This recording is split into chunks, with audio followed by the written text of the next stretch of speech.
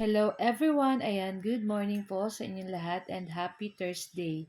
So for today's video ay samahan niyo po ako magluto nitong ating ulam for today's video. Walang iba kundi itong ating tortang giniling or yung ating pork giniling omelette. So meron po ako nga natira dito nga leftover na pork giniling.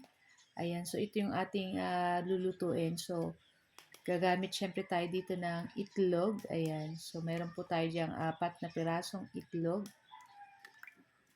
Imimix lang po natin iyan. Itong ating itlog dyan. Ayan. So, maglalagay po tayo dyan ng konting asin kasi ang ating pork giniling ay may lasa naman na po yan. So, masyadong marami pa po yung giniling. So, hindi ko yan ilalahat. Para pag nagluto uli ako, meron pa tayong lulutuin na tortang giniling. So, hinati ko lang po yan dyan, guys.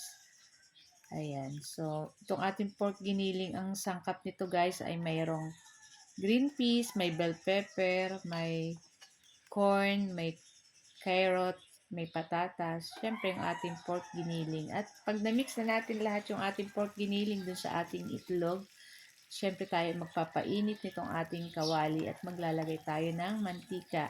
At pag mainit na, ay pwede na po natin yang ilagay itong ating lulutuin na tortang giniling. Siyempre, dapat po ay madami ang itlog para hindi po siya maghiwa-hiwalay.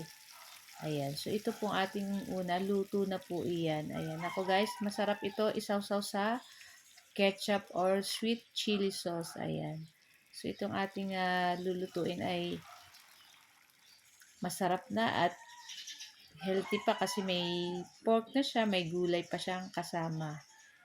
So, perfect i-partner sa fried rice ito, guys. Siyempre, pag breakfast, masarap po pag fried rice. Tapos, siyempre, dapat mainit na mainit pa yung ating kanin. Ayan. Tapos, sasamahan pa natin yan ng kape. Ayan. So, lulutuin lang po natin itong ating tortang giniling lahat. Ayan. So, dun sa 4 na pirasong itlog, malalaki naman po yung itlog. So, marami po tayong nagawa dun sa ating pork giniling na leftover. Ayan. So, ito yung ating last batch na piniritong tortang giniling. Ayan.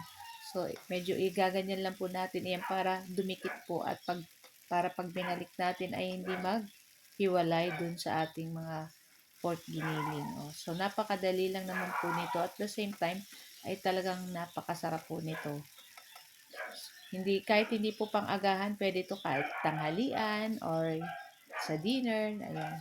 So, luto na rin po ito at ayan na. At ready na rin po kaming kumain ng aming breakfast. So, guys, ito lang po ang aming video today at sana po yung nag-enjoy kayo. Thank you for watching and see our next video. Ciao! Kain na na!